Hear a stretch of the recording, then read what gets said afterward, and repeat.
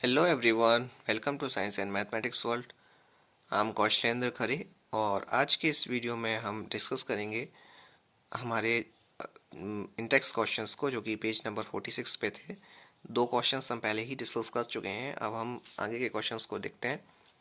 हमारी third question, जो थोड़ा सा बड़ा क्वेश्चन से समझ में आ रहा है, इसमें हमें बहुत बड़े फॉर्म में लिखा हुआ है।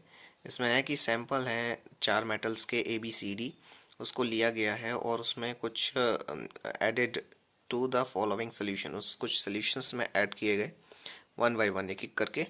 और जो रिज़ल्ट है वो इस तरह से उसको टेबुलर फॉर्म में लिखा गया है। तो अब हमें इसमें इसको देख सकते हैं। यहाँ पे इसमें आयरन सल्फेट लिखा है यहाँ पे, और फिर है कॉपर सल्फेट, कॉपर 2 सल्फेट, और यहाँ पे जिंक सल्फेट है और सिल्वर नाइट्रेट है। इस तरह से इसकी रिएक्शंस कराई हुई हैं अलग अलग केमिकल्स के साथ। यहाँ पे ABC और D अलग अलग सब्सटेंस हैं। तो इसमें किस में आयरन के साथ इसकी नो रिएक्शन है, डिस्प्लेसमेंट रिएक्शन है। यहाँ पे डिस्प्लेसमेंट है और यहाँ पे नो रिएक्शन है।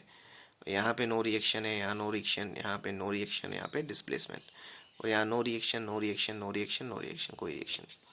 तो अब इस टेबल का यूज़ करते हुए हमें कुछ क्वेश्चंस के आंसर देना है about metals ABC and D। पहला क्वेश्चन जो है वो है कि which is the most reactive metal, सबसे रिएक्टिव मेटल कौन है, ये बताना है हमें। और सेकंड क्वेश्चन कह रहा है हमारा कि what would you observe if B is added to a solution of copper 2 sulphate. क्या आप देखोगे जब आप जो बी है, सोल्यूशन बी है, उसको ऐड करते हो कॉपर 2 सल्फेट सोल्यूशन में। और थर्ड क्वेश्चन में हमें बताना है कि इनको डिक्रीजिंग रिएक्टिविटी के ऑर्डर में इन्हें अरेंज करना है। तो चलिए देख लेते हैं इसके जल्दी से आंसर्स। पहला आंसर जो है, जिसमें कह रहे हैं कौन सा सबसे ज़्यादा रिएक्टिव मेटल है, इसमें है कि एज पर रिएक्टिविटी सीरीज, रिएक्टिविटी सीरीज हमारी है रुकी है, ये देख लीजिए आप, ये हमारी रिएक्टिविटी सीरीज़ है। ये देखिए जो आपकी पेज नंबर 45 पे ये दी हुई है, table 3.2 activity series relative reactivity of metals. इसमें आप देख लीजिए, यहाँ पोटेशियम है, सोडियम है, जी सबकी जैसे मोस्ट रिएक्टिव मेटल्स हैं, सबसे ज़्यादा रिएक्टिव। पोटेशियम सबसे ऊपर है, फिर आपका सोडियम है, फिर कैल्शियम है। धीरे धीरे यहाँ पे रिएक्टिविटी डिक्रीज़ होती जा रही है और यहाँ पे सबसे कम रिएक्टिव है।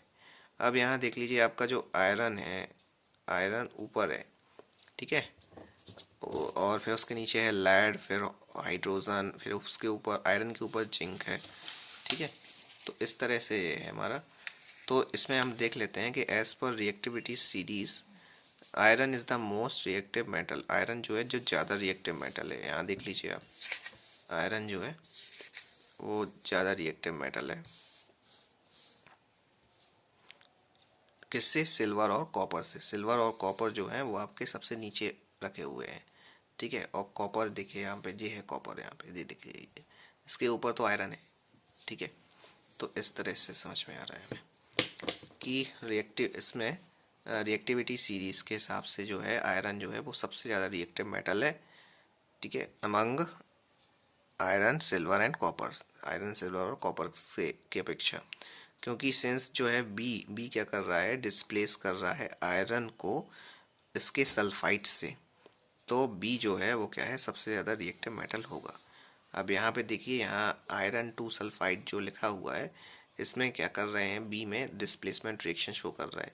तो मतलब बी क्या कर रहा है, आयरन को डिस्प्लेस कर रहा है।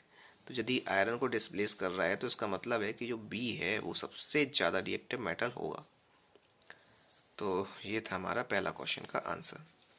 अब सेकंड क्वेश्चन है कि आप क्या ऑब्जर्व करते हो कि यदि जब बी को एक सोल्यूशन में ऐड किया जाए, कॉपर सल्फेट 2 सोल्यूशन में ऐड किया जाता है, तब क्या देखते हो आप इसमें। जब आप बी को कॉपर 2 सल्फेट सोल्यूशन में ऐड कर रहे हो, यहाँ पे देखिए ये दिया हुआ है, ये देखिए कॉपर 2 सल्फेट सोल्यूशन को बी में, यहाँ पे कुछ भी नहीं हो रहा है।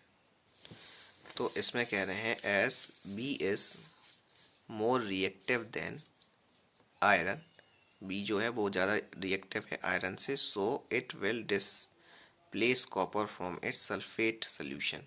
तो वो क्या करेगा कि जो आपके कॉपर को वो डिस्प्लेस कर देगा उसके सल्फेट सोल्यूशन से। अब थर्ड क्वेश्चन पे बोलते हैं कि इसमें हमें थर्ड क्वेश्चन में हमें इन सब को अरेंज करना था और उनकी ABCD को उसकी रिएक्टिविटी के हिसाब से उसे अरेंज करना था, ठीक है। और इसका आंसर देख लेते हैं। इसका आंसर है कि बी सबसे ज़्यादा रिएक्टिव मेटल है, और इसका आंसर जो है वो हमने आपको फर्स्ट क्वेश्चन में दिया था कि क्यों है ज़्यादा, क्योंकि डिस्प्लेस कर रहा है ज़्यादा। और जो डी है वो है सबसे कम, क्योंकि उसमें कोई में किसी में कोई रिएक्शन नहीं होती। और एज अनेबल टू डिस्प्लेस, कोई भी किसी में भी डिस्प्लेस नहीं कर रहा है वो। और कॉपर जो है वो ज़्यादा रिएक्टिव मेटल है, किससे? सिल्वर से। और कॉपर जो सबसे ज़्यादा रिएक्टिव होता है सिल्वर से। और मेटल ए है कैन डिसअपियर कॉपर, सो जो ए है वो ज़्यादा रिएक्टिव होगा सी से। तो इस तरह से ये हो गया कि हम डिक्रीजिंग ऑर्डर में किस तरह से लिख सकते हैं कि पहले बी लिखेंगे, बी ज़्यादा बड़ा होता है ए से, और फिर ए जो है ज़्यादा बड़ा है सी से, और सी ज़्यादा बड़ा है डी से, डी सबसे कम है, ठीक है। तो ये हो गया हमारा क्वेश्चन। अब बढ़ते हैं हम अपने फोर्थ क्वेश्चन की तरफ।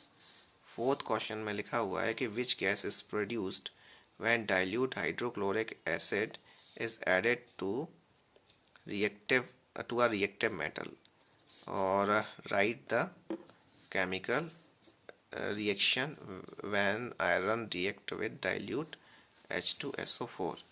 इसमें हमें ये बताना है कि कौन सी गैस प्रोड्यूस होती है जब डाइल्यूट हाइड्रोक्लोरिक एसिड को ऐड किया जाता है किसी रिएक्टिव मेटल के साथ, और उसकी केमिकल रिएक्शन भी हमें लिखनी है।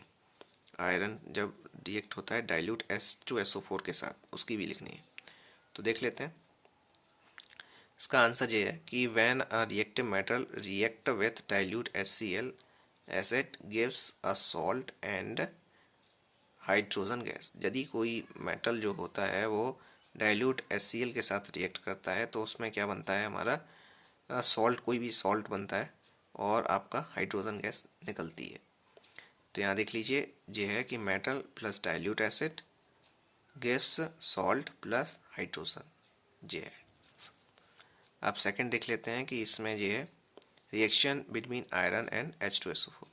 आयरन की रिएक्शन H2SO4 से होगी तो क्या होगा? बस कुछ नहीं होगा, Fe ये H2 बाहर निकल जाएगा और FeSO4 से जुड़ेगा, तो FeSO4 प्लस H2 हो जाएगा। ये है आंसर। इस टाइप के क्वेश्चंस आपके एग्जाम में पूछ लिए जाते हैं। अब क्वेश्चन नंबर 5 में जो है उसमें है कि what would you observe when zinc is added to a solution of iron 2 sulphate. आप क्या देखोगे जब जिंक को ऐड किया जाता है किसी सोल्यूशन में आयरन 2 सल्फेट में, और उसकी हमें केमिकल रिएक्शन भी लिखनी है। तो चलिए शुरू करते हैं, देख लेते हैं। ये रहा इसका आंसर कि जिंक जो है वो ज़्यादा रिएक्टिव होता है आयरन से, इसलिए जब जिंक को ऐड किया जाएगा आयरन 2 सल्फेट सोल्यूशन में तो जिंक जो होगा वो डिस्प्लेस हो जाएगा आयरन से, और उसका जो सोल्यूशन उसके सोल्यूशन से, और जिंक सल्फेट बन जाएगा। अब यहाँ देख लीजिए Zn प्लस FeSO4, जिंक ज़्यादा रिएक्टिव है तो ZnSO4 फॉर्म हो जाएगा, और जो आपका Fe जो है वो आपकी अलग हो जाएगी।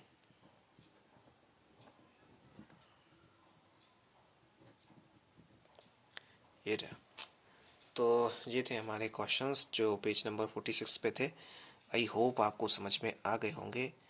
आप प्लीज़ वीडियो को लाइक ज़रूर कर दीजिएगा और इसे अपने दोस्तों के साथ शेयर कीजिएगा जिससे उन्हें इसका फ़ायदा मिल सके।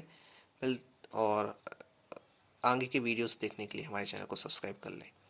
मिलते हैं अगले वीडियो में। गुड बाय, जय श्री राम।